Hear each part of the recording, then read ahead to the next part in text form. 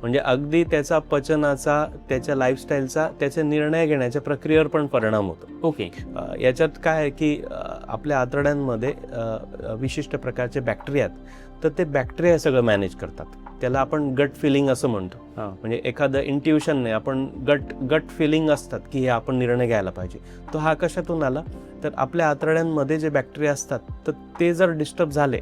नुकताच एक रिसर्च वाचला, त्याच्यात असं म्हटलं होतं की जे विविध प्रकारचे गेम्स आहेत की पत्त्यांसारखा गेम्स आणि हे ऑनलाईन गेम्स फ्रॉडिंगमध्ये, ज्यांचं गट फ्लोरा खराब आहे, ज्यांचं आतड्यांचं आरोग्य खराब आहे, पचन खराब आहे, ते चुकीचे निर्णय घेतात. ओके.